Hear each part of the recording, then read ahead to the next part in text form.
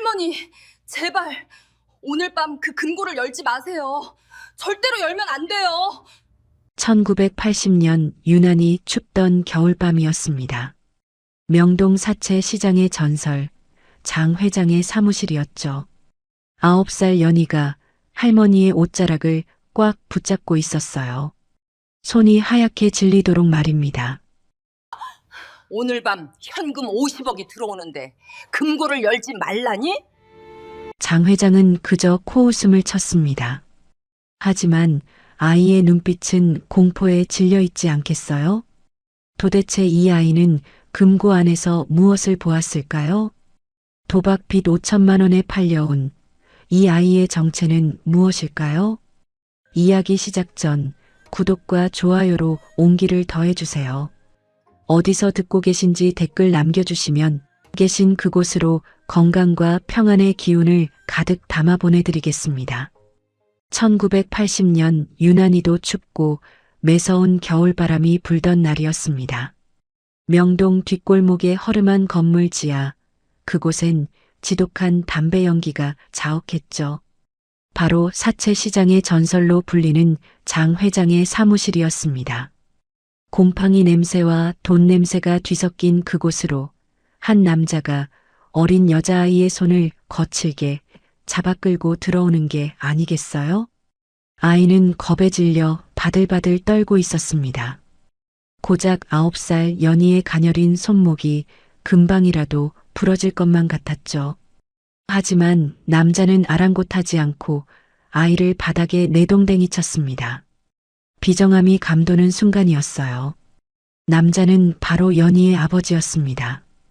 도박에 미쳐 눈이 퀭한 그는 장 회장 앞으로 기어가 무릎을 꿇었습니다. 그러고는 다짜고짜 살려달라며 애원하기 시작했죠. 회장님, 제발 한 번만 봐주십시오.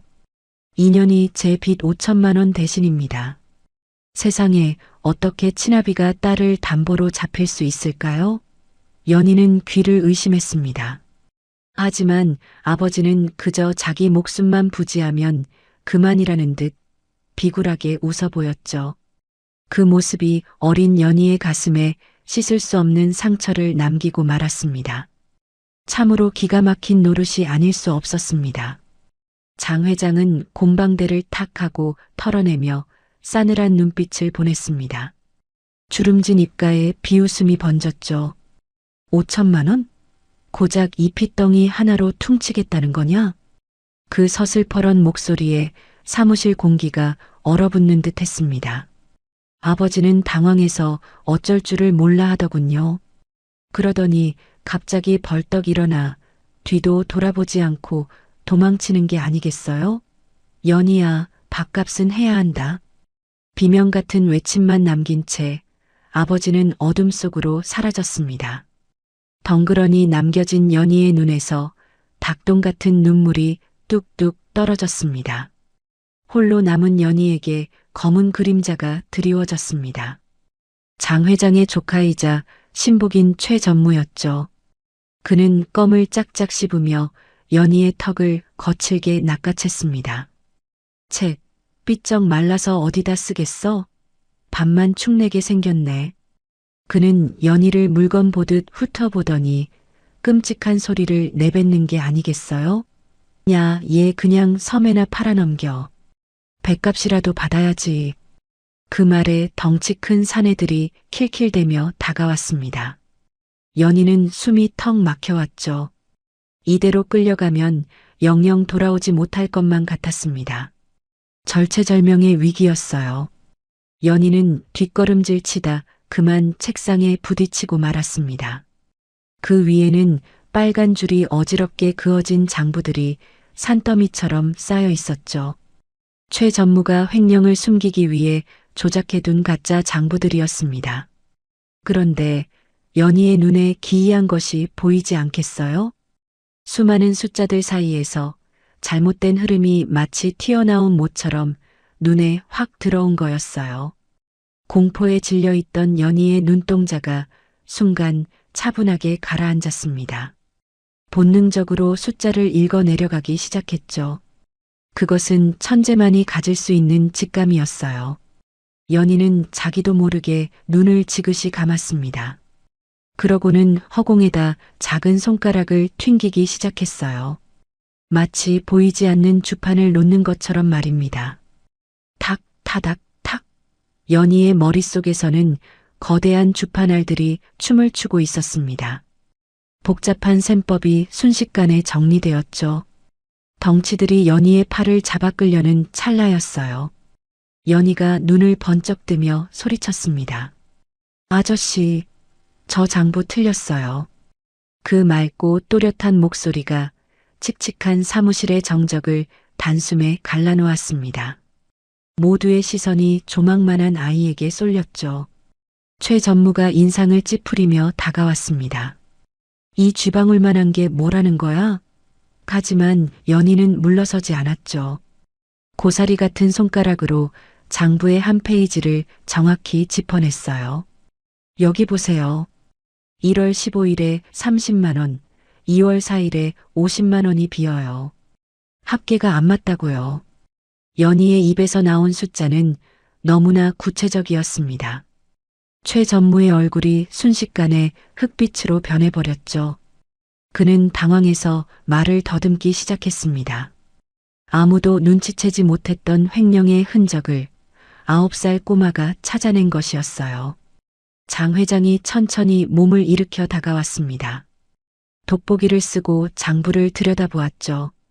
계산기를 두드려본 장 회장의 눈이 휘둥그레지는 게 아니겠어요? 단 1원의 오차도 없이 연희의 계산이 정확히 맞아떨어진 거였어요. 요것 봐라. 장 회장이 연희를 보며 기가 막히다는 듯 웃음을 터뜨렸습니다. 최 전무 내 놈보다 이 핏덩이가 낫구나. 물건이네 이거. 장 회장의 그 한마디에 섬으로 팔려갈 뻔했던 연희의 운명이 바뀌고 말았죠. 그것은 전설의 시작이었습니다. 연희는 곰팡이 냄새가 진동하는 지하 쪽방에서 지내게 되었어요. 그곳은 연탄 창고 바로 옆이라 시커먼 먼지가 풀풀 날리는 곳이었죠. 하지만 아이는 불평 한마디 하지 않았습니다. 오히려 제 키보다 높게 쌓인 장부 더미와 씨름하고 있었어요. 고사리 같은 손이 쉴 새 없이 움직이며 페이지를 넘겼죠. 배에서는 천둥 소리가 났지만 찬물 한 사발로 허기를 달랠 뿐이었어요. 그 조망만한 등 뒤로 고단한 삶의 무게가 내려앉아 있었습니다. 참으로 안쓰러운 모습이 아닐 수 없었죠. 창밖에는 추적추적 겨울비가 내리고 있었습니다. 이렇게 궂은 날씨가 되면 장 회장의 무릎은 어김없이 욱신거려 왔죠. 명동 바닥돈을 다 긁어 모았으면 뭐 하겠어요? 그 넓고 으리으리한 집에 다리 한번 주물러 줄 사람이 단 한 명도 없었습니다. 장 회장은 그저 홀로 끙끙 앓으며 시린 무릎만 감싸쥐고 있었어요. 뼈마디를 파고드는 통증보다 가슴을 파고드는 외로움이 더 차갑게 느껴졌습니다. 돈으로는 절대 채울 수 없는 아주 깊은 빈자리였던 거였어요. 그러던 어느 날이었습니다. 장 회장이 연희에게 꼬깃꼬깃한 500원짜리 지폐 한 장을 던져주었어요. 첫 심부름 값이었죠. 가서 크림빵이라도 하나 사 먹고 배 좀 채워라. 하지만 연희는 빵집으로 가지 않았습니다. 다 떨어진 검정 고무신을 질질 끌고 골목 어기 약국으로 달려가는 게 아니겠어요? 아이의 눈빛이 무언가 결심한 듯 반짝였습니다. 고소한 빵 굽는 냄새가 코를 찔렀지만 연희는 꾹 참고 지나쳤어요. 아이에게는 배고픔보다 더 급한 일이 있었던 거였죠. 연희가 헐레벌떡 뛰어와 품 안에서 꺼낸 것은 작고 동그란 양철통이었습니다. 그것은 다름 아닌 호랑이 연고였어요. 약사가 뼈마디 쑤시는 데는 이게 최고라고 했거든요. 코를 찌르는 독한 박하 냄새가 났지만 연희에게는 그 어떤 꽃향기보다 좋게 느껴졌습니다. 굶주린 배를 움켜쥐고 빵 대신 할머니의 약을 선택한 거였어요. 9살 아이가 가질 수 있는 마음의 깊이가 아니었죠. 그것은 피를 나눈 가족보다 더 진한 정성이었던 거였어요. 약국을 나서던 연희의 눈에 골목 구석에서 훌쩍이고 있는 꾀재재한 소년이 들어왔습니다. 바로 구두 닦기 보조 일을 하는 철수였죠. 무릎이 깨져 피가 철철 흐르고 있었어요. 연희는 주저없이 막산 연고 뚜껑을 열었습니다. 이거 바르면 금방 나아. 울지 마. 자기 코가 석자인데도 귀한 약을 듬뿍 발라주는 그 마음씨가 얼마나 고마웠던지. 철수는 눈물을 닦으며 연희의 얼굴을 가슴 깊이 새겼습니다. 훗날 이 작은 호의가 연희의 목숨을 구하는 든든한 방패가 되어 돌아올 줄은 꿈에도 모른 채 말이죠. 모두가 잠든 깊은 밤이었습니다. 안방에서는 장 회장이 통증 때문에 뒤척이는 소리가 새어나왔죠. 연희는 미닫이 문을 소리 없이 열고 들어갔습니다. 그러고는 할머니의 발치에 조심스레 앉았어요. 연희는 새끼손가락으로 연고를 조금 덜어내었습니다.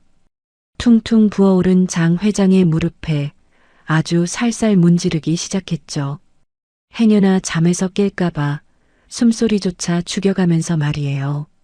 그 손길이 마치 나비 날개처럼 부드러웠습니다. 연희의 눈에 들어온 할머니의 발은 그야말로 상처투성이었어요. 발가락은 제멋대로 휘어져 엉켜 있었고 발바닥은 거북이 등껍질처럼 딱딱하게 굳어 쩍쩍 갈라져 있었죠. 명동 바닥을 억척스럽게 누비며 살아온 모진 세월의 흔적이 고스란히 남아 있었던 거였어요. 그 거친 발을 만지며 연희는 가슴이 찌르르하게 아려왔습니다. 돈이 산더미처럼 많으면 뭐 할까요? 정작 자신을 위해. 따뜻한 털양말 한 켤레 제대로 신지 못한 그 발이 너무나 애처로워 보였거든요. 연희는 콧등이 시큰해져서 고개를 푹 숙인 채 더욱 정성스럽게 약을 발랐습니다. 그 작은 손길에 담긴 위로가 할머니의 고단한 뼈마디 깊숙이 스며들고 있었죠. 장 회장의 시선이 벽에 걸린 낡은 흑백 사진에 머물렀습니다. 그 사진 속에는 댕기머리를 한 어린 소녀가 해맑게 웃고 있었죠. 바로 수십 년 전 열병으로 먼저 떠나보낸 장 회장의 외동딸이었습니다. 고사리 같은 손으로 제 다리를 주무르는 연희의 모습이 사진 속 딸의 모습과 겹쳐 보이는 게 아니겠어요? 아가, 내가 내 죽은 딸내미랑 어찌 이리도 닮았냐. 장 회장은 차마 입 밖으로 내지 못한 말을 삼키며 가슴을 쳤습니다. 평생 가슴에 묻어두었던 자식 잃은 슬픔이 연희의 온기 덕분에 비로소 위로받고 있었던 거였어요. 고사리 손에서 전해지는 온기가 차가운 무릎으로 서서히 스며들었습니다. 연희는 마치 주문을 외우듯 속삭였어요. 할매, 제발 아프지 마세요. 제가 얼른 커서 빚 다 갚을게요. 아이의 목소리가 물기에 젖어 파르르 떨렸습니다.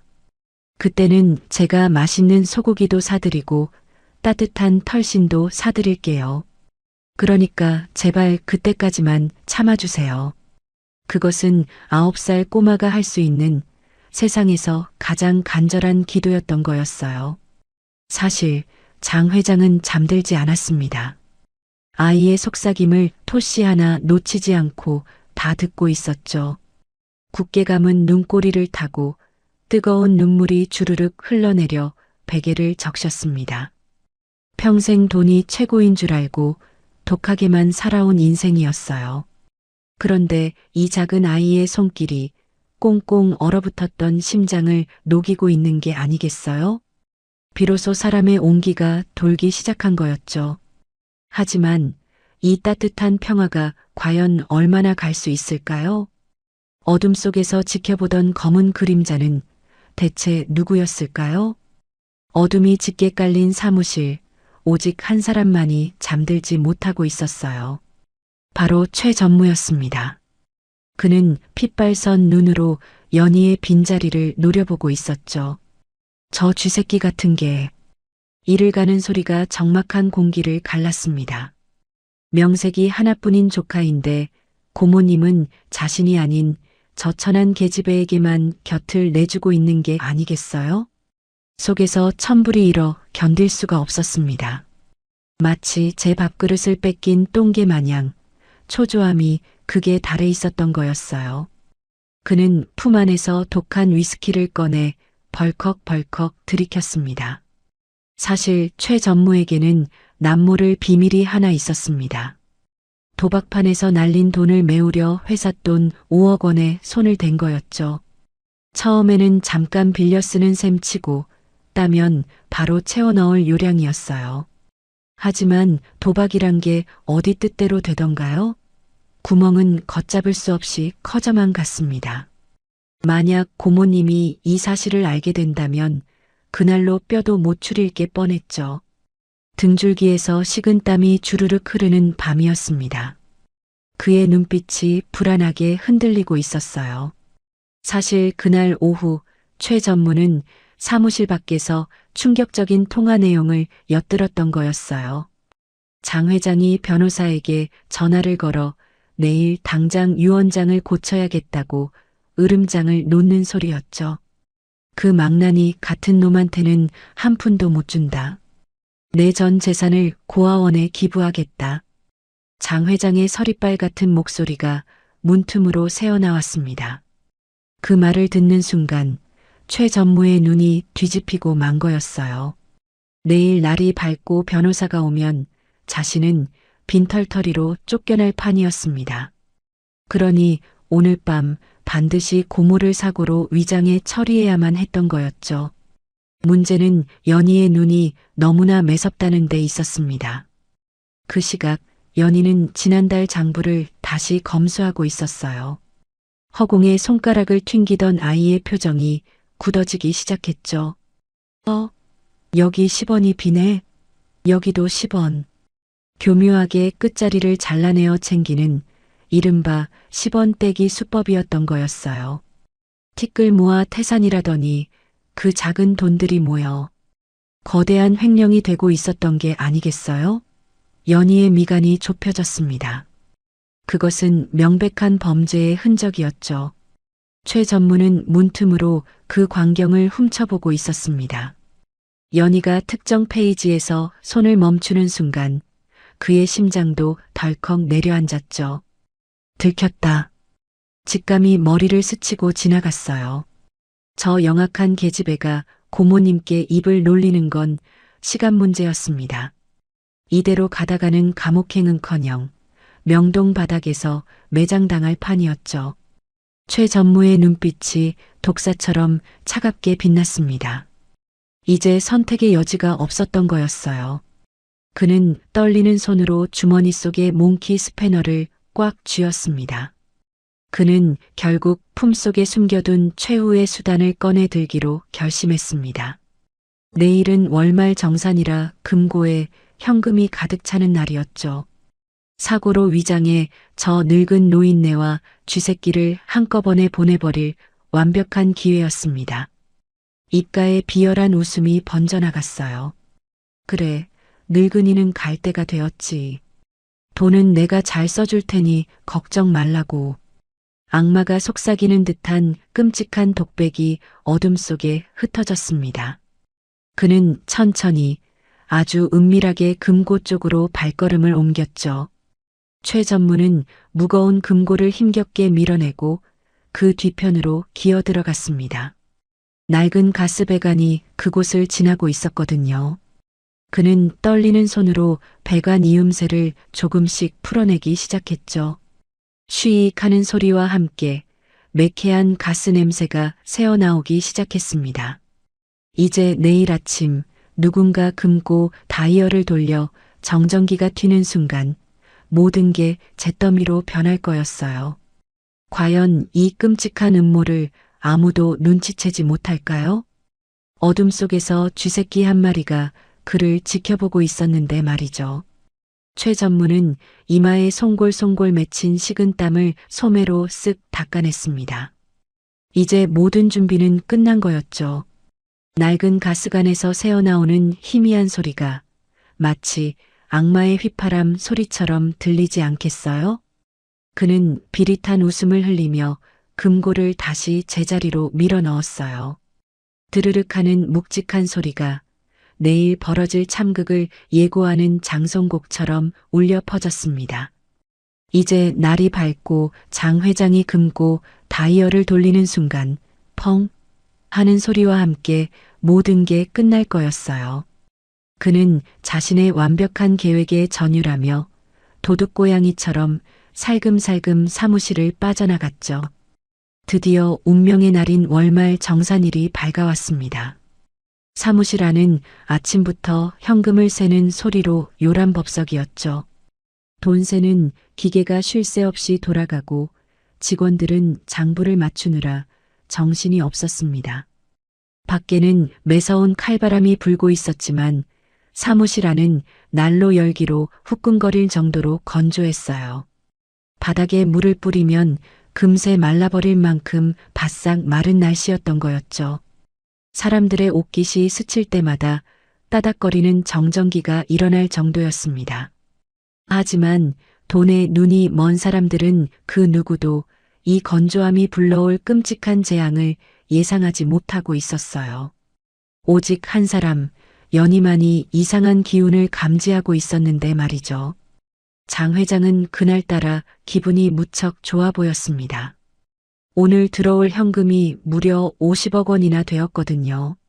그녀는 지팡이를 짚고 힘겹게 몸을 일으켰습니다. 사무실 가장 안쪽에 있는 육중한 강철 금고를 확인하기 위해서였죠. 그 금고야말로 장 회장이 평생을 바쳐 모은 피와 땀의 결정체 아니겠어요? 그녀는 콧노래까지 흥얼거리며 금고 쪽으로 천천히 걸음을 옮겼습니다. 주름진 얼굴에 탐욕스러운 미소가 번져가고 있었어요. 하지만 그 금고가 돈방석이 아니라 지옥으로 가는 문이라는 사실은 까맣게 모르고 있었던 거였죠. 그때였습니다. 심부름을 다녀오던 연희가 사무실 문을 열고 들어섰어요. 그런데 발을 들이는 순간 연희의 코끝에 무언가 비릿하고 역겨운 냄새가 스치고 지나가는 게 아니겠어요? 그것은 곰팡이 냄새도 돈 냄새도 아니었습니다. 마치 양파가 썩은 듯한 톡 쏘는 매캐한 냄새였죠. 연희는 본능적으로 코를 킁킁거렸습니다. 냄새는 금고 쪽으로 갈수록 점점 더 진해지고 있었어요. 어른들은 담배 냄새와 돈 냄새에 찌들어 아무도 맡지 못했지만 연희의 예민한 후각은 그 위험한 신호를 정확하게 잡아내고 있었던 거였어요. 연희의 머릿속에서 퍼즐 조각이 빠르게 맞춰지기 시작했습니다. 어젯밤 최 전무가 금고 뒤편에서 몽키 스패너를 들고 서성이던 모습이 떠올랐거든요. 그리고 지금 나는 이 썩은 양파 냄새까지 말이죠. 이것은 분명 가스가 새고 있다는 증거였습니다. 가스 그 자체는 냄새가 없지만 누출을 알리기 위해 일부러 역한 냄새를 섞어 놓는다는 것을 연희는 알고 있었죠. 책에서 읽은 지식이 연희의 머리를 강하게 때렸습니다. 누군가 고의로 가스배관을 풀어놓은 게 분명했어요. 지금 이 사무실은 거대한 가스통이나 다름없는 상태였던 거였죠. 연희의 등줄기에 소름이 쫙 끼쳤습니다. 지금 사무실은 습기가 하나도 없이 바싹 마른 상태였으니까요. 게다가 장 회장은 두툼한 양모 스웨터를 입고 있었습니다. 만약 장 회장의 손이 차가운 금속 다이얼에 닿는다면 어떻게 될까요? 건조한 마찰로 인해 찌릿하고 정전기 불꽃이 튈게 뻔했습니다. 그 작은 불꽃 하나가 공기 중에 가득 찬 가스와 만난다면 그야말로 엄청난 폭발이 일어날 거였어요. 이 건물이 통째로 날아갈 수도 있는 일촉즉발의 상황이었습니다. 시간은 겨우 몇 초밖에 남지 않았던 거였죠. 장 회장은 아무것도 모른 채 금고 앞에 섰습니다. 그리고 떨리는 손을 뻗어 차가운 다이얼을 잡으려 했죠. 연희의 눈에는 그 장면이 마치 슬로우 비디오처럼 느리게 보였습니다. 할머니의 손가락 끝이 금속 손잡이에 닿기 직전이었어요. 공기 중에 미세한 먼지들이 숨을 죽이고 그 순간을 지켜보는 듯 했습니다. 연희는 생각할 겨를도 없이 바닥을 박차고 달렸습니다. 지금 막지 않으면 할머니가 죽는다는 생각뿐이었죠. 작은 몸뚱이가 화살처럼 튀어나갔습니다. 안 돼요. 연희는 비명에 가까운 소리를 지르며 장 회장의 몸을 덮쳤습니다. 쿵 소리와 함께 칠순 노인과 9살 아이가 바닥으로 나뒹굴었죠. 장 회장은 갑작스러운 봉변에 놀라 눈이 휘둥그레졌습니다. 손에 쥐고 있던 지팡이가 저 멀리 날아가고 뼈마디가 쑤셔 비명이 터져 나왔어요. 사무실에 있던 덩치들과 직원들이 기겁을 하며 달려왔습니다. 이게 무슨 짓이야? 최 전무가 길길이 날뛰며 연희의 머리채를 잡으려 했죠. 하지만 연희는 장 회장의 앞을 가로막고 두 팔을 벌렸습니다. 연희의 눈에서는 공포와 결의가 동시에 타오르고 있었습니다. 헝클어진 머리카락 사이로 땀방울이 흘러내렸죠. 숨이 턱끝까지 차올랐지만 연희는 물러서지 않았습니다. 그리고 모두가 들을 수 있도록 또렷하게 외쳤어요. 할머니, 절대 열면 안 돼요. 지금 금고를 열면 우리 다 죽어요. 그 목소리가 어찌나 처절하던지 시끌벅적하던 사무실에 찬물을 끼얹은 듯 정적이 흘렀습니다. 바닥에 주저앉은 장 회장의 눈동자가 심하게 흔들리고 있었죠. 과연 이 아이의 말을 믿어야 할까요? 아니면 미친 소리로 치부해야 할까요? 운명의 주사위는 던져진 거였어요. 최 전무는 그야말로 길길이 날뛰었습니다. 다 된 밥에 재를 뿌려도 유분수지 감히 어디라고 앞을 막아서는 걸까요? 그는 씩씩거리며 연희의 멱살을 잡고 거칠게 흔들어댔어요. 이 미친년이, 너 돌았어? 지금 50억이 코앞인데. 재수없게 무슨 소리야. 그의 고함 소리가 사무실을 쩌렁쩌렁 울렸습니다. 직원들도 웅성거리며 연희를 비난하는 눈초리로 쳐다보고 있었죠. 하지만 연희는 최 전무의 손을 뿌리치며 버텼습니다. 그 작은 몸에서 어디서 그런 힘이 나왔는지 모를 일이었어요. 장 회장은 엉덩방아를 찌운 채 가쁜 숨을 고르고 있었습니다. 뼈마디가 욱신거렸지만 그녀의 눈은 매섭게 연희를 뚫어져라 쳐다보고 있었죠. 보통 아이라면 겁에 질려 울거나 도망쳤을 텐데 연희는 달랐습니다. 그 눈빛이 마치 새끼를 지키려는 어미 짐승처럼 결연하게 타오르고 있는 게 아니겠어요? 장 회장은 산전수전 다 겪은 눈으로 직감했습니다. 이것은 거짓이나 장난이 아니라는 것을 말이죠. 아이의 진심이 늙은 심장을 두드리고 있었던 거였어요. 최 전무가 씩씩거리며 다시 연희를 끌어내려 했습니다. 비켜. 이 쥐방울만한 게 어디서. 그때였습니다. 장 회장이 손을 들어 조카를 제지했어요. 가만히 있어 봐라. 낮지만 위험 있는 목소리였죠. 장 회장은 헝클어진 옷매무새를 고치지도 않은 채 연희에게 물었습니다. 연희야, 비키라는 말은 안 하마. 대신 이유를 대봐라. 왜 열면 안 된다는 거냐? 그것은 장 회장이 줄 수 있는 마지막 기회이자 믿음의 증거였어요.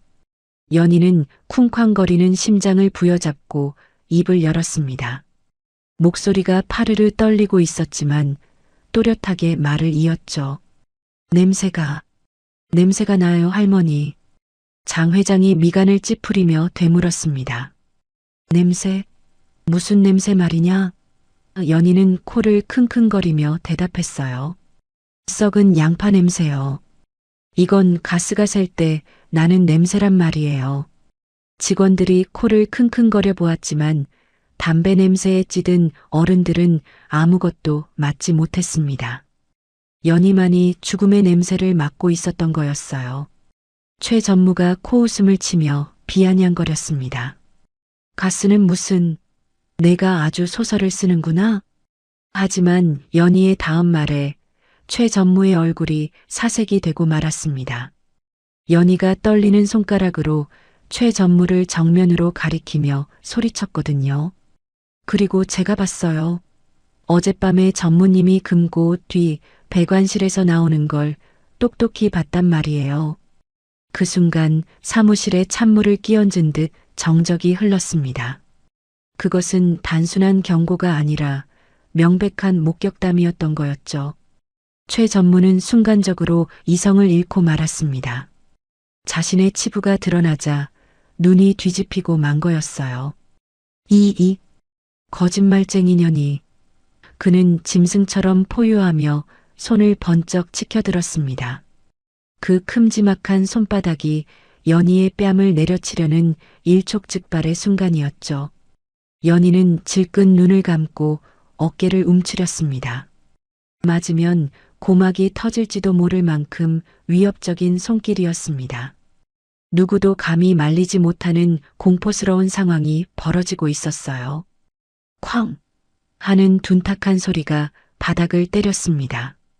최 전무의 손이 허공에서 딱 멈췄죠. 장 회장이 들고 있던 지팡이로 시멘트 바닥을 힘껏 내리친 거였어요. 멈춰! 장 회장의 호통이 천둥 소리처럼 사무실을 뒤흔들었습니다. 그녀는 지팡이를 짚고 천천히, 아주 천천히 몸을 일으켜 세웠습니다. 그 모습에서 서슬 퍼런 명동사체, 시장 데모의 위압감이 뿜어져 나오고 있었죠. 내 집에서 감히 누구에게 손찌검이냐? 물러서라. 장 회장의 눈에서 파란 불꽃이 튀고 있었습니다. 장 회장의 눈빛이 매섭게 변했습니다. 지팡이를 고쳐쥐고 바들바들 떨고 있는 최 전무를 똑바로 쳐다보았죠. 최 전무, 내 말이 맞다면 이 금고는 아무 문제가 없는 거겠지? 목소리는 낮았지만 그 울림은 천둥 소리보다 더 무겁게 사무실을 짓눌렀습니다. 자, 그럼 내가 직접 열어보거라. 그것은 단순한 명령이 아니었어요. 내 결백을 내 목숨으로 증명하라는 서슬 퍼런 사형 선고나 다름없었거든요. 장 회장은 조카에게 마지막 기회를 주는 척하며 그를 벼랑 끝으로 몰아세우고 있었던 거였어요. 사무실 안의 공기가 팽팽하게 당겨진 활시위처럼 긴장감으로 터질 듯 했습니다. 최 전무의 얼굴이 순식간에 하얗게 질려버렸습니다. 마치 강시처럼 핏기가 싹 가시고 입술은 파랗게 떨려왔죠. 그는 금고 손잡이를 잡아야 한다는 걸 알면서도 손가락 하나 까딱할 수가 없었습니다. 왜냐하면 그 금고 안에는 자신이 설치해둔 죽음의 덫이 도사리고 있다는 걸 누구보다 잘 알고 있었으니까요. 문을 여는 순간 정전기 불꽃이 튀며 가스가 폭발할 거라는 사실을 말이에요. 이마에서는 식은땀이 비 오듯 쏟아져 내리기 시작했습니다. 그의 눈동자가 불안하게 흔들리며 도망칠 구멍을 찾고 있었던 거였어요. 왜 못 여느냐? 어서 열지 않고. 장 회장의 호통이 다시 한번 떨어졌습니다.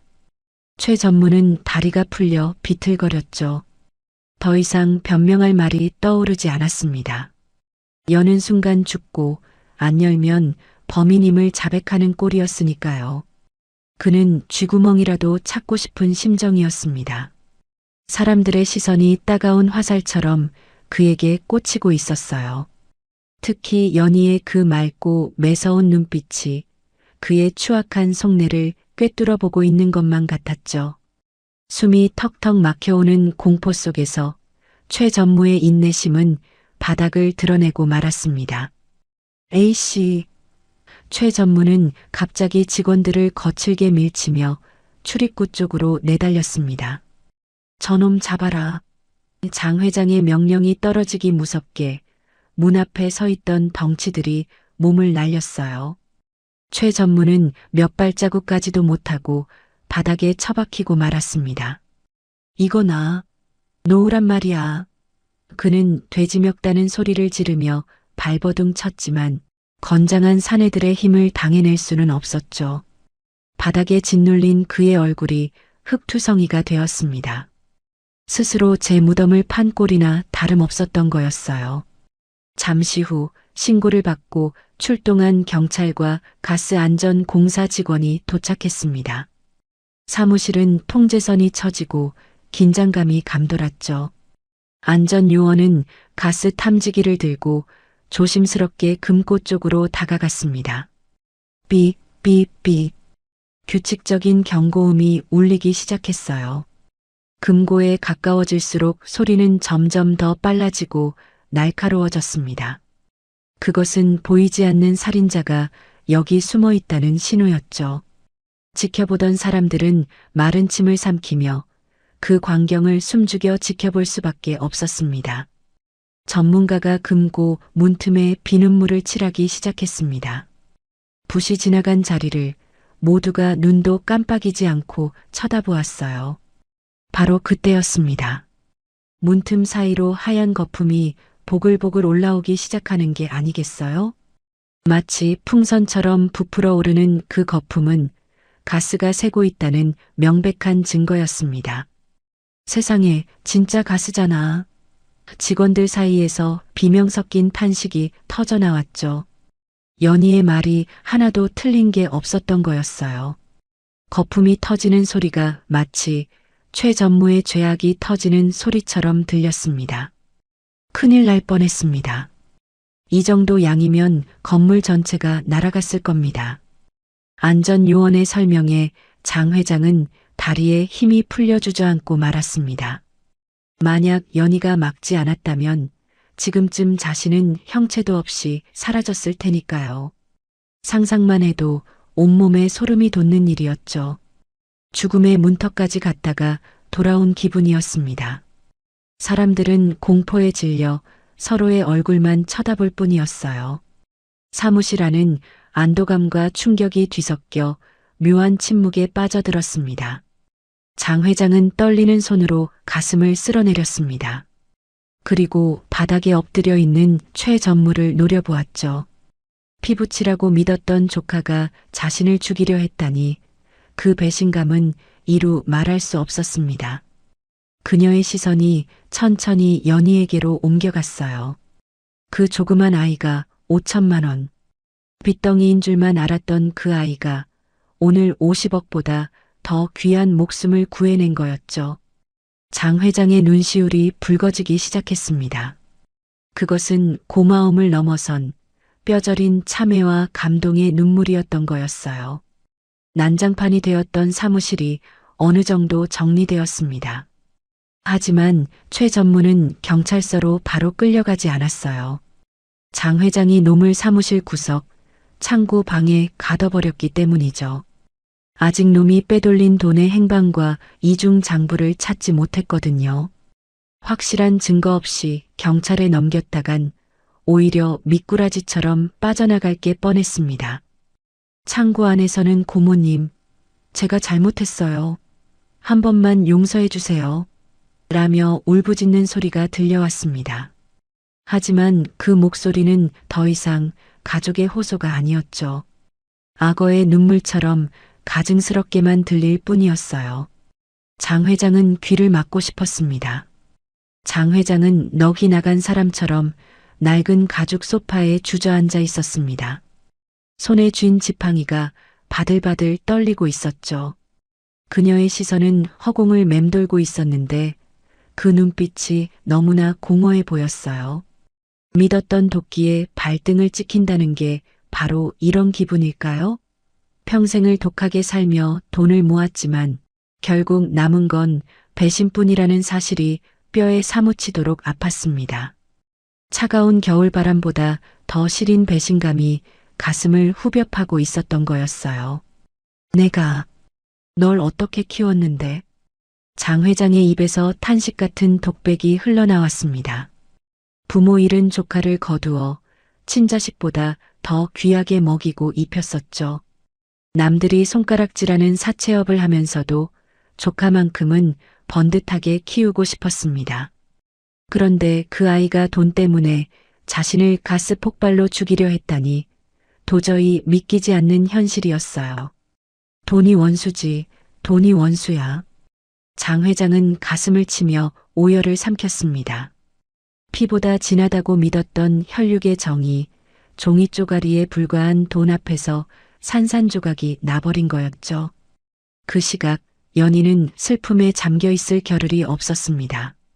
최 전무가 갇힌 창고 쪽을 노려보며 무언가 골똘히 생각하고 있었어요. 아까 놈이 도망치기 전 책상 밑을 자꾸 힐끔거렸던 게 기억에 남았거든요. 분명 그곳에 무언가 숨겨둔 게 틀림없었습니다. 연희는 조심스럽게 최 전무의 책상으로 다가갔죠. 어지럽게 널린 서류들 사이로 연희의 날카로운 눈빛이 빛나고 있었습니다. 반드시 찾아내야 했어요. 저 악마 같은 사람의 진짜 얼굴을 밝혀낼 증거를 말이에요. 연희는 책상 아래로 기어 들어갔습니다. 먼지 구덩이 속을 뒤지며 손끝 감각에 집중했죠. 책상 서랍 밑바닥을 더듬거리는데 무언가 울퉁불퉁한 느낌이 드는 게 아니겠어요? 테이프로 칭칭 감아놓은 두툼한 뭉치가 만져졌습니다. 연희의 심장이 쿵쾅거리기 시작했어요. 손톱으로 테이프를 벅벅 긁어내자 툭 하고 무거운 봉투가 떨어졌습니다. 그것은 먼지를 뒤집어 쓴 낡은 검은색 장부였습니다. 아무도 찾지 못하게 꽁꽁 숨겨두었던 최 전무의 비밀 금고나 다름없는 물건이었던 거였어요. 연희는 떨리는 손으로 장부를 펼쳤습니다. 첫 장을 넘기자마자 빼곡하게 적힌 숫자들과 마주하게 되었죠. 그것은 단순한 장부가 아니었습니다. 최 전무가 그동안 장 회장의 눈을 피해 빼돌린 비자금 내역이 고스란히 적혀 있는 이중 장부였어요. 날짜와 금액, 그리고 돈 세탁을 한 계좌번호까지 상세하게 기록되어 있었죠. 연희의 머릿속 계산기가 빠르게 돌아갔습니다. 10원 단위로 떼어먹은 돈들이 모여 수억 원이라는 천문학적인 액수가 되어 있었던 거였어요. 그런데 장부를 넘기던 연희의 손이 딱 멈추고 말았습니다. 익숙한 이름 하나가 눈에 들어왔기 때문이죠. 송영수, 바로 연희 아버지의 이름이었습니다. 날짜는 연희가 이곳에 팔려오기 일주일 전이었어요. 그리고 그 옆에는 5천만 원이라는 숫자가 적혀 있었습니다. 하지만 비고란에 적힌 메모를 본 순간 연희는 숨이 턱 막히는 것만 같았어요. 작업비 처리 완료. 도박 빚이 아니었습니다. 최 전무가 횡령한 돈의 구멍을 메우기 위해 연희 아버지를 도박판 설계에 끌어들여 빚쟁이로 만든 거였어요. 연희의 눈에서 뜨거운 눈물이 솟구쳤습니다. 아버지는 노름에 미쳐 딸을 판 비정한 사람이 맞았지만 그 시작은 최 전무의 더러운 공작이었던 겁니다. 멀쩡하던 사람을 도박 중독자로 만들고 그 빚을 핑계로 딸까지 담보로 잡아 노예처럼 부려먹으려 했던 거였죠. 이 모든 비극의 원흉이 바로 저 창고 안에 있는 최 전무였습니다. 분노가 치밀어 올라 손이 부들부들 떨렸습니다. 연희는 장부를 가슴에 품고 벌떡 일어났어요. 이제 이 진실을 할머니에게 알려야 했습니다. 할머니, 이것 좀 보세요. 연희는 장 회장에게 다가가 장부를 내밀었습니다. 목소리는 울먹이고 있었지만 눈빛만은 그 어느 때보다 단호했죠. 장 회장은 힘없는 손으로 장부를 받아들었습니다. 돋보기를 쓰고 내용을 확인하던 그녀의 표정이 점점 경악으로 물들어갔어요. 자신의 피땀 어린 돈이 조카의 유흥비로 탕진된 내역들이 줄줄이 나왔거든요. 그리고 맨 마지막 연희 아버지의 이름과 조작된 빚 내역을 보았을 때 장 회장은 비명 같은 탄식을 내뱉고 말았습니다. 이 천벌을 받을 놈. 장 회장은 장부를 바닥에 내동댕이 쳤습니다. 그리고 와락 연희를 품에 끌어안았어요. 그동안 이 작은 아이가 겪었을 고통과 서름이 뼈저리게 느껴졌기 때문이죠. 미안하다. 내가 미안하다 아가. 장 회장의 입에서 참았던 오열이 터져나왔습니다. 차가운 사무실 바닥에 주저앉아 노인과 아이는 서로를 부둥켜 안고 엉엉 울었습니다. 피 한 방울 섞이지 않았지만 두 사람의 아픔이 하나로 섞이는 순간이었어요. 그 눈물은 배신의 상처를 씻어내고 진정한 가족으로 거듭나게 하는 뜨거운 세례였던 거였어요. 창고 안의 최 전무는 밖에서 들리는 통곡 소리에 죽은 듯이 조용해졌습니다. 자신의 추악한 비밀이 만천하에 드러났음을 직감한 거겠죠. 장 회장은 눈물을 닦고 연희의 어깨를 감싸쥐었습니다. 내 오늘 밤 이놈을 절대 살려두지 않으마. 내 손으로 콩밥을 먹이고 내 아비의 억울함도 다 풀어주마.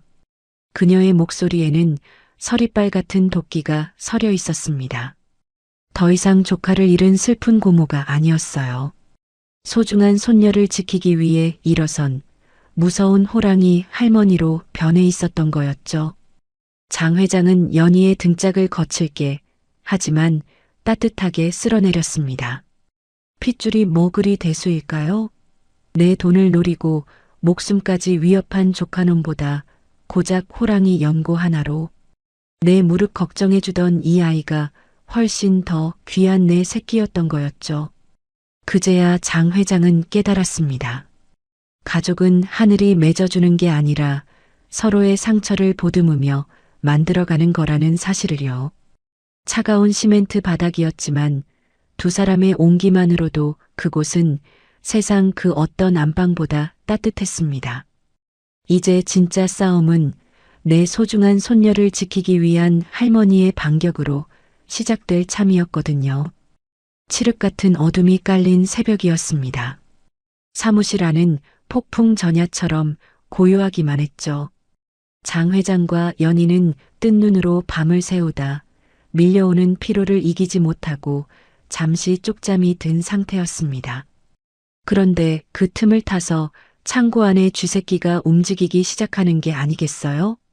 최 전무는 창고 구석에 있는 작은 환풍구를 발견했습니다. 그곳은 건물 뒷골목과 바로 연결된 개구멍이나 다름없었거든요. 그는 환풍구 틈으로 밖을 지키던 신복들에게 은밀한 신호를 보냈습니다. 악마의 속삭임이 새어나가는 순간이었죠. 날이 밝자마자 명동시장 바닥이 발칵 뒤집혔습니다. 장 회장 사무실 앞으로 수많은 인파가 몰려들기 시작했거든요. 그들은 돈을 빌리러 온 손님들이 아니었습니다. 하나같이 몽둥이와 팻말을 든 성난 시장 상인들이었죠. 밤사이 누군가 퍼뜨린 흉흉한 소문이 상인들의 귀를 자극했던 거였어요. 장 회장이 노망이 나서 우리 돈을 다 떼먹으려 한다. 이런 말도 안 되는 유언비어가 독버섯처럼 퍼져나간 거였죠. 사람들의 눈빛에는 불신과 공포가 가득했습니다.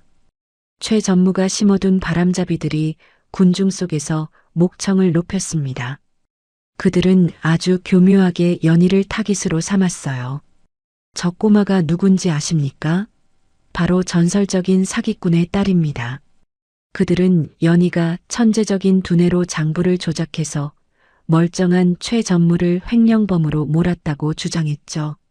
순진한 상인들은 그 말에 홀라당 넘어가고 말았습니다. 9살짜리가 장부를 조작했다는 거짓말이 진실보다 더 자극적이고 그럴싸하게 들렸던 거였어요. 장 회장은 물러가라. 내 돈 내놔라. 상인들의 고함 소리가 사무실 철문을 뚫고 들어왔습니다.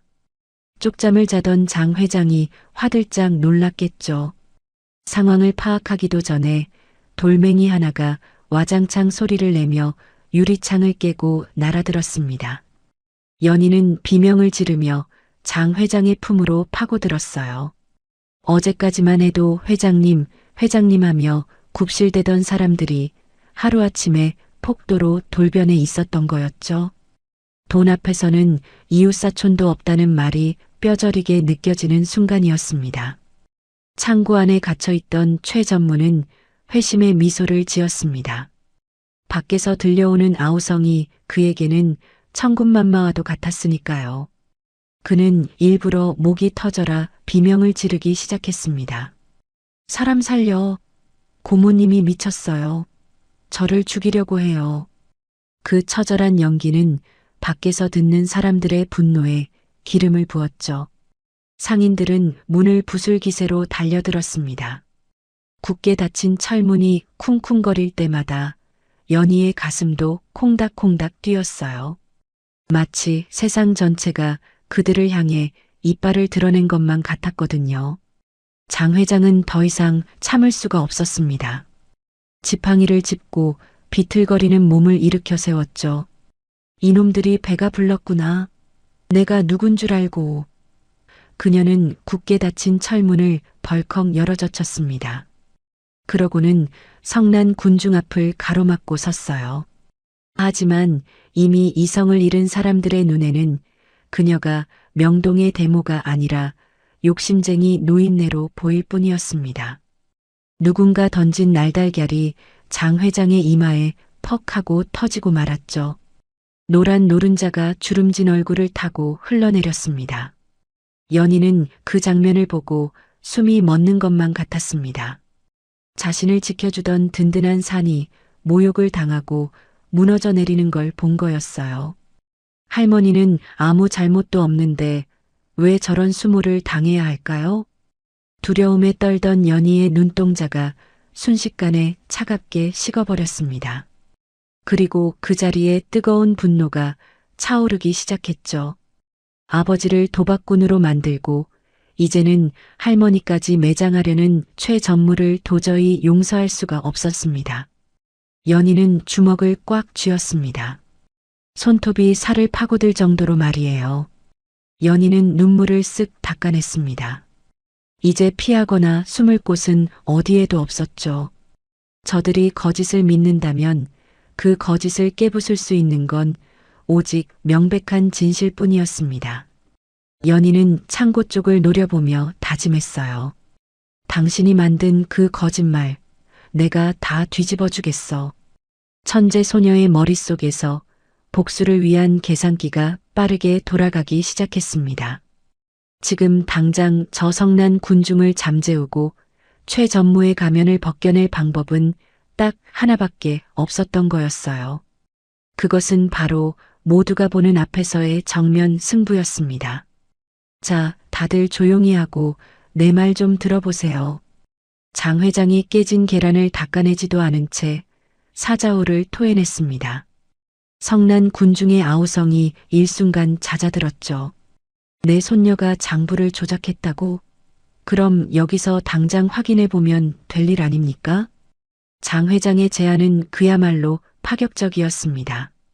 명동 한복판에 좌판을 깔고 누구나 볼 수 있게 공개 검증을 하자는 거였어요.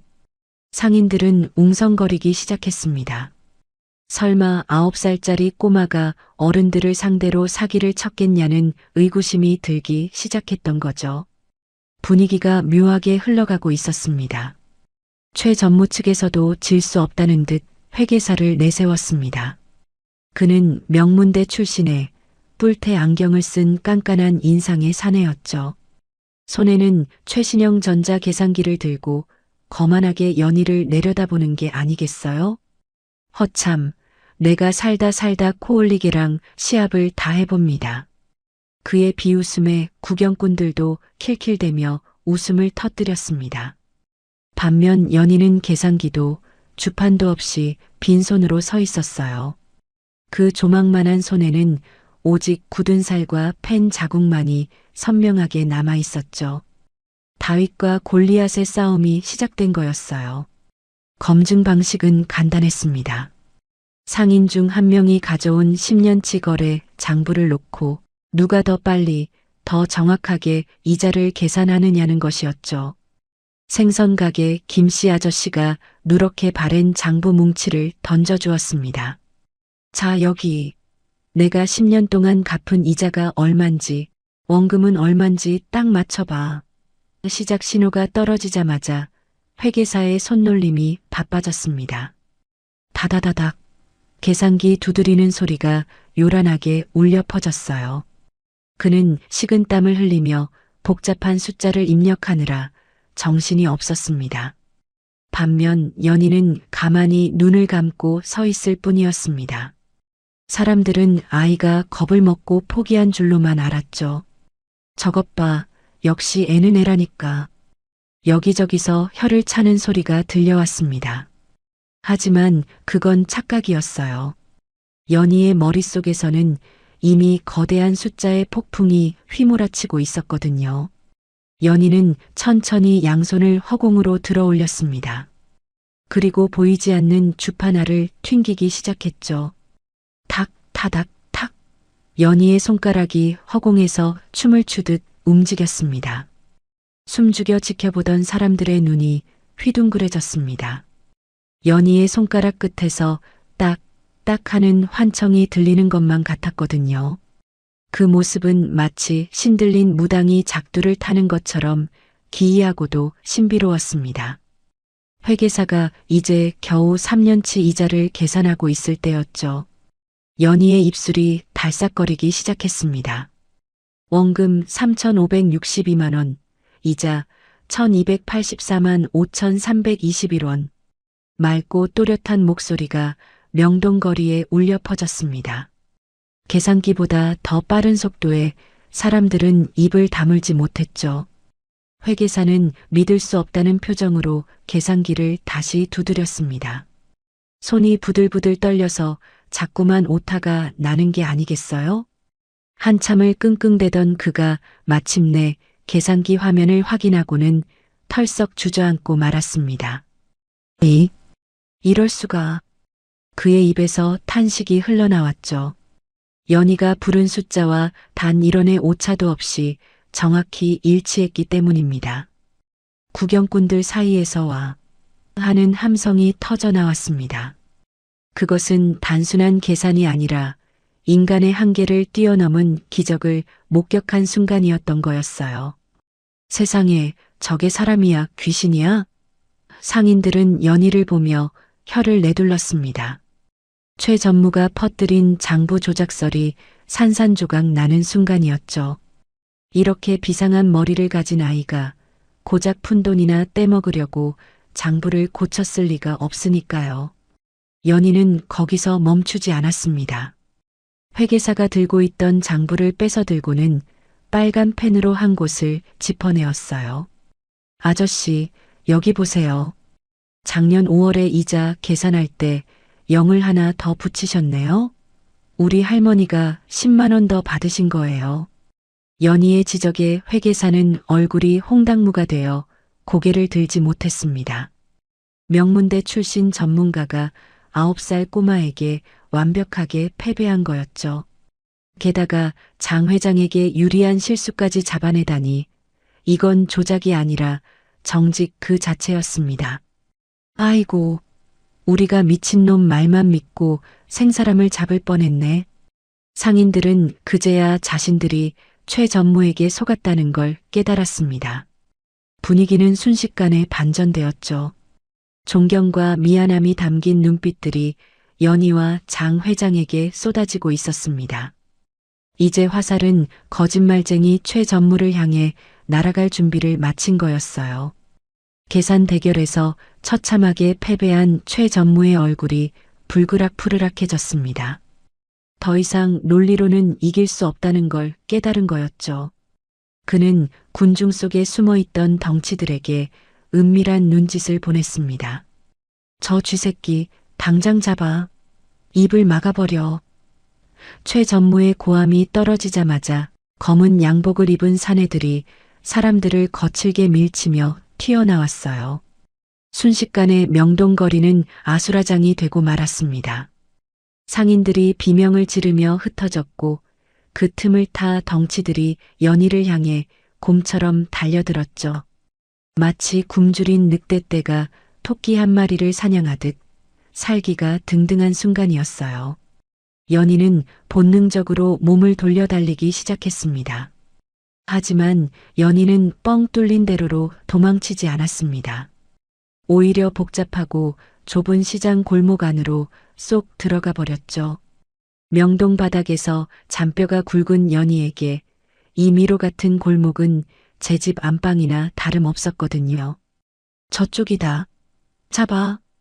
덩치들이 씩씩거리며 쫓아왔지만 좌판과 리어카가 뒤엉킨 좁은 길에서 덩치 큰 그들은 속도를 낼 수가 없었습니다.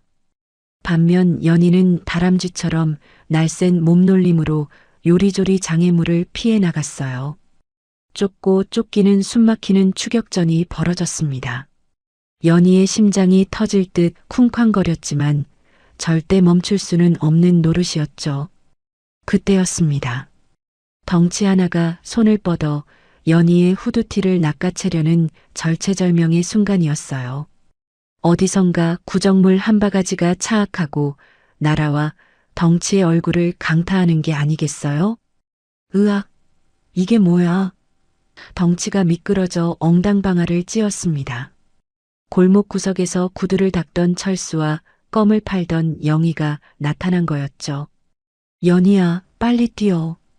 평소 연희가 호랑이 연고를 나눠주며 챙겼던 거리의 친구들이 은혜를 갚기 위해 카르마 군대가 되어 나타난 거였어요. 아이들은 깡통을 굴리고 다리를 걸며 덩치들의 길을 필사적으로 막아섰습니다. 친구들의 도움으로 간신히 위기를 모면한 연희는 숨이 턱 끝까지 차올랐습니다. 그런데 연희가 향한 곳은 파출소가 아니었어요. 경찰은 너무 멀기도 했고 지금 당장 이 사태를 해결하기엔 역부족이라고 판단했기 때문이죠.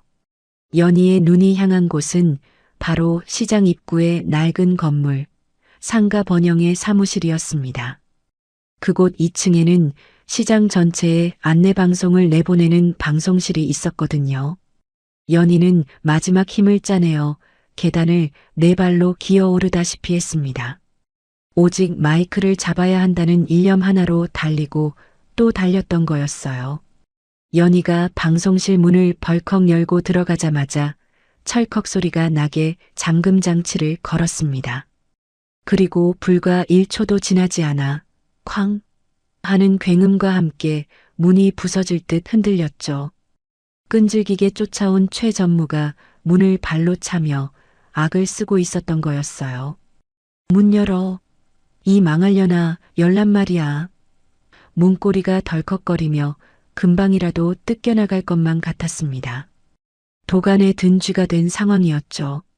하지만 연희는 문을 등지고 서서 거친 숨을 몰아쉬며 책상 위를 바라보았습니다. 먼지 쌓인 책상 위에는 낡은 마이크 하나가 놓여 있었습니다.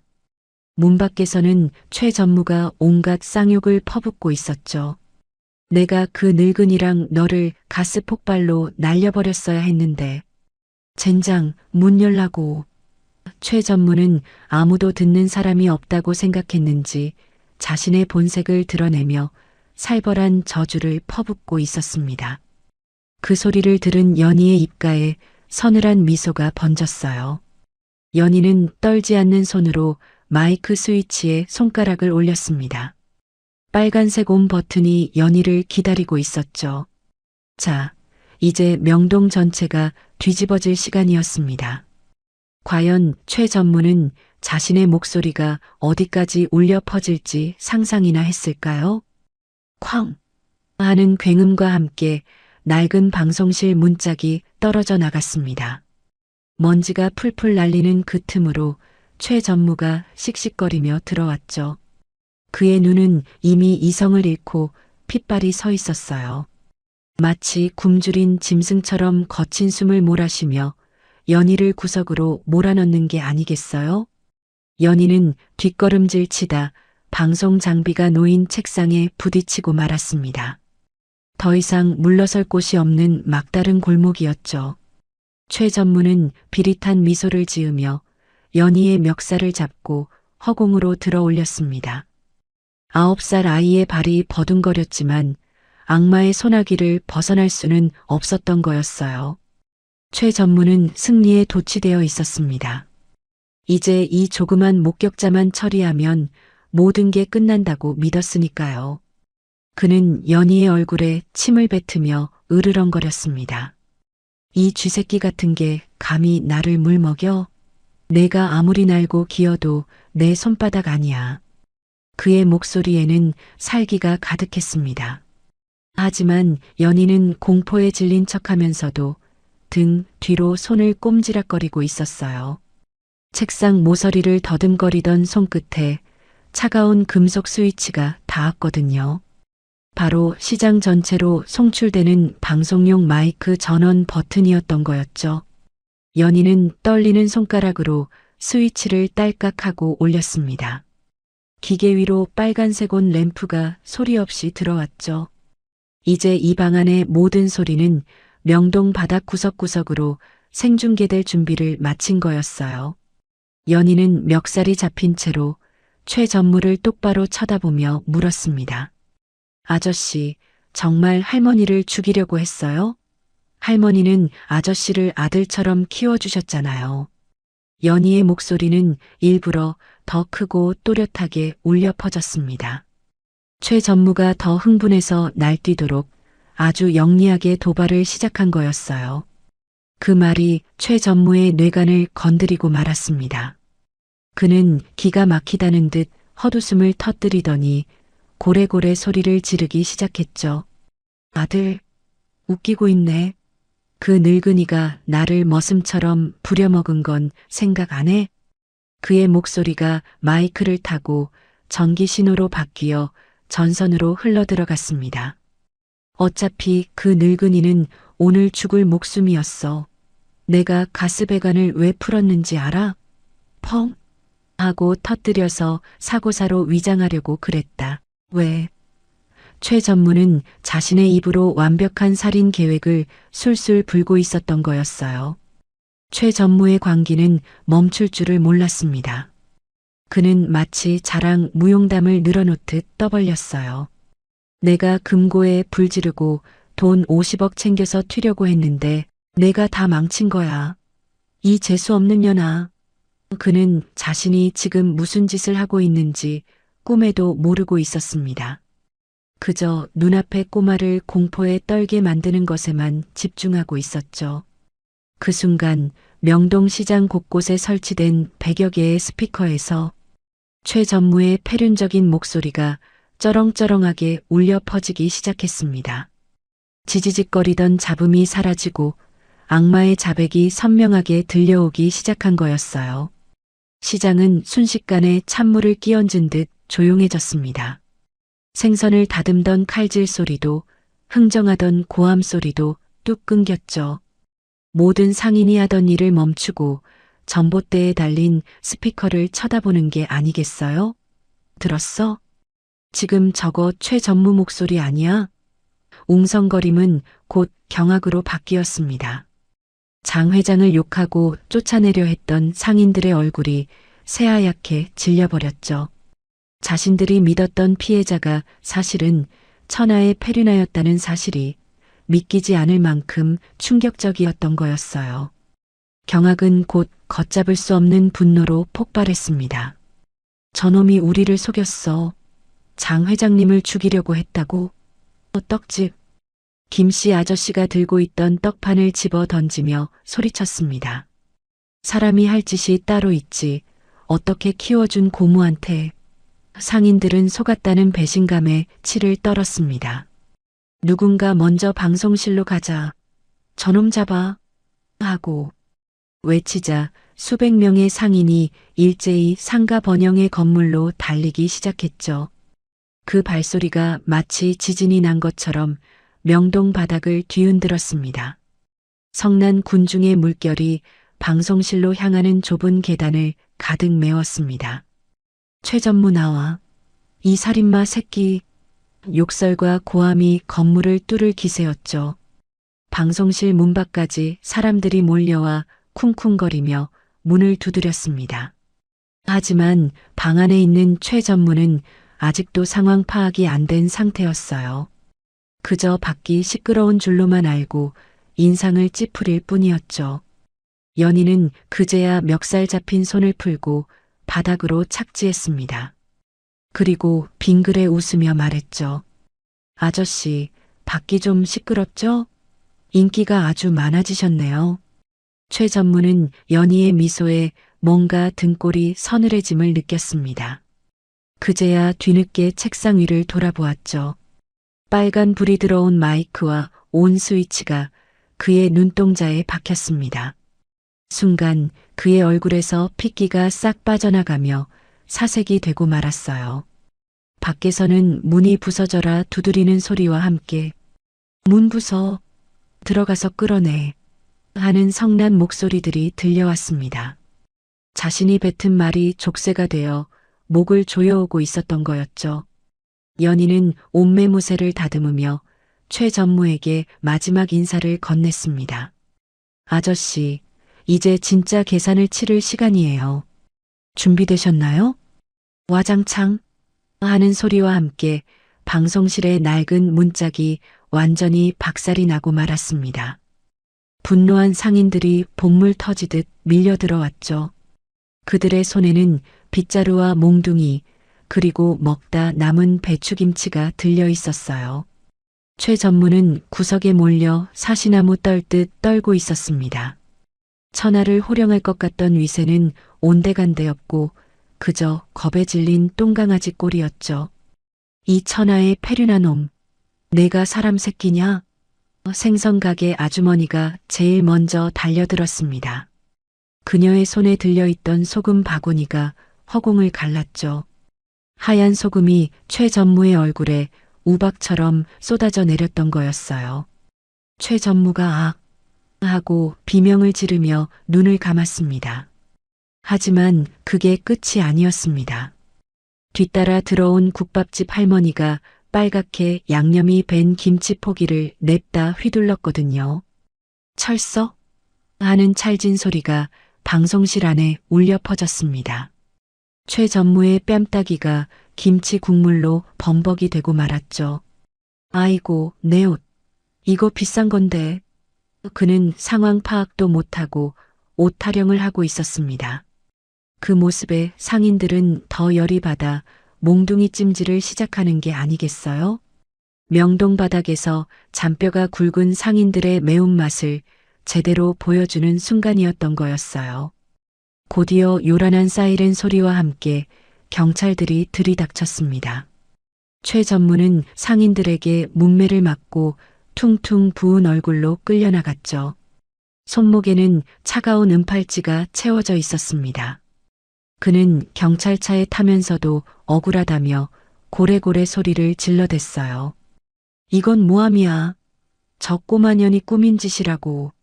하지만 아무도 그의 말에 귀 기울이지 않았습니다. 오히려 구경하던 시민들이 끌려가는 그에게 침을 뱉고 욕을 퍼부었죠. 평생 남의 눈에 피눈물을 내게 하더니 결국 자신의 눈에서 피눈물을 쏟으며 파멸을 맞이한 거였어요. 소란이 멈추고 다시 평화가 찾아왔습니다. 장 회장은 엉망이 된 사무실 한가운데 앉아 떨리는 손으로 장부를 넘기고 있었죠. 그리고 연희의 아버지 이름이 적힌 페이지를 찾아냈습니다. 그녀는 주저없이 그 페이지를 북북 찢어버리는 게 아니겠어요? 이 빚은 처음부터 없던 거다. 최 전무놈이 장난질 친 가짜니까. 종이 조각이 눈송이처럼 바닥으로 흩날렸습니다. 연희는 그 모습을 보며 가슴 한구석이 뻥 뚫리는 것만 같았어요. 자신을 옥죄던 5천만 원이라는 족쇄가 영원히 사라지는 순간이었던 거였죠. 며칠 뒤 소식을 들은 연희의 아버지가 사무실로 찾아왔습니다. 빚이 없어졌다는 소문에 염치도 없이 딸을 데리러 온 거였죠. 그는 쭈뼛거리며 장 회장 눈치를 살피더니 연희에게 손을 내밀었습니다. 연희야, 집에 가자. 아빠가 이제 잘해줄게. 하지만 그 손은 도박판에서 화투장을 만지던 그 거친 손이었습니다. 연희를 5천만 원에 팔아넘기고 뒤도 안 돌아보고 도망쳤던 바로 그 비정한 손이었죠. 연희는 아버지의 손을 물끄러미 바라보았습니다. 아무런 감정도 느껴지지 않는 차가운 남의 손처럼 보였던 거였어요. 연희는 아버지의 손을 잡는 대신 뒷걸음질쳐 장 회장의 등 뒤로 숨었습니다. 그리고 아주 작지만 단호한 목소리로 말했죠. 싫어요. 안 갈래요. 아버지는 당황해서 얼굴을 붉혔습니다. 아니, 천륜을 끊겠다는 거냐? 내가 내 애비다. 그가 억지로 연희의 팔을 잡아 끌려 했죠. 그때였습니다. 장 회장이 지팡이로 아버지의 손목을 탁 하고 쳐내는 게 아니겠어요? 이 손 놓지 못해? 한 번만. 더 내 손녀한테 손 떼면 그땐 국물도 없을 줄 알아라. 장 회장의 서슬퍼런 호통에 아버지는 꼬리를 내릴 수밖에 없었습니다. 제 가족은 할머니예요. 연희가 장 회장의 허리춤을 꽉 껴안으며 말했습니다. 피 한 방울 섞이지 않았지만 가장 춥고 배고플 때 곁을 지켜준 사람은 아버지가 아니라 장 회장이었으니까요. 그래, 이제부터 내 집은 여기다. 누가 뭐래도 넌 내 손녀야. 장 회장은 연희의 머리를 쓰다듬으며 눈시울을 붉혔습니다. 아버지는 두 사람의 끈끈한 모습을 보고는 씁쓸한 표정으로 발길을 돌려야 했죠. 그렇게 연희는 지옥 같은 과거와 작별하고 진짜 가족의 품에 안기게 된 거였어요. 세월은 유수와 같이 흘러 어느덧 20년이라는 시간이 지났습니다. 명동 거리의 풍경도 몰라보게 변했죠. 낡은 건물들은 사라지고 번쩍거리는 고층 빌딩들이 숲을 이루고 있었습니다. 하지만 그 변화 속에서도 변하지 않는 것이 딱 하나 있었어요. 바로 장앤송 투자금융이라는 간판을 단 옛 장 회장의 사무실이었죠. 이제 그곳의 주인은 더 이상 장 회장이 아니었습니다. 명문대를 수석으로 졸업하고 명동의 새로운 큰손으로 떠오른 30살의 송현희 대표가 그 자리를 지키고 있었던 거였어요. 연희는 날카로운 눈빛으로 서류를 검토하고 있었습니다. 김 과장, 여기 이자율 계산이 틀렸잖아. 다시 해와. 직원들은 그녀를 컴퓨터 여사라고 부르며 벌벌 떨었죠. 어릴 적 허공 주판 실력은 이제 전설이 되어 수백억 원의 자금을 움직이는 무기가 되어 있었습니다. 하지만 차가운 카리스마를 뽐내던 그녀도 퇴근 시간이 되면 완전히 다른 사람이 되곤 했어요. 연희는 서둘러 가방을 챙겨 들고 사무실 안쪽의 비밀 공간으로 향했습니다. 그곳엔 아주 특별한 사람이 그녀를 기다리고 있었거든요. 안방 문을 열자 백발이 성성한 할머니가 침대에 누워 반갑게 손을 흔들었습니다. 이제는 거동조차 불편해진 90살의 장 회장이었죠. 연희는 비싼 정장 바지를 입은 채로 바닥에 무릎을 꿇고 앉았습니다. 그리고 익숙한 솜씨로 서랍에서 낡은 양철통을 꺼내는 게 아니겠어요? 바로 그 옛날 500원을 주고 샀던 호랑이 연고였습니다. 할머니, 오늘도 무릎 많이 아프셨죠? 제가 시원하게 해드릴게요. 연희는 연고를 손가락에 묻혀 할머니의 주름진 무릎에 정성스레 바르기 시작했습니다. 방 안가득 알싸한 박하 향기가 퍼져나갔습니다. 그 냄새는 20년 전 지하실 쪽방에서 맡았던 그 냄새와 똑같았죠. 장 회장은 흐릿한 눈으로 손녀를 바라보며 미소 지었습니다. 우리 연희 손이 약손이지. 이 할미는 내 덕분에 산다. 그녀의 거친 손이 연희의 머릿결을 부드럽게 쓸어내렸습니다. 돈이 전부인 줄 알았던 구두쇠 노인과 빚덩이에 팔려온 천재 소녀가 만들어낸 기적 같은 풍경이었죠. 피보다 더 진한 사랑이 박하 향기처럼 두 사람을 감싸고 있었던 거였어요. 자, 여러분. 오늘 송현희와 장 회장의 이야기 어떻게 들으셨나요? 피 한 방울 섞이지 않았어도 서로의 아픈 상처를 보듬어주고 지켜주는 것이야말로 진짜 가족이 아닐까요? 지금 여러분 곁에도 놓치지 말아야 할 소중한 인연이 있을지 모릅니다. 오늘 밤엔 사랑하는 사람의 무릎을 한번 어루만져 주시는 건 어떨까요? 저는 가슴 따뜻한 이야기로 다시 찾아오겠습니다. 지금까지 달봄 사연이었습니다.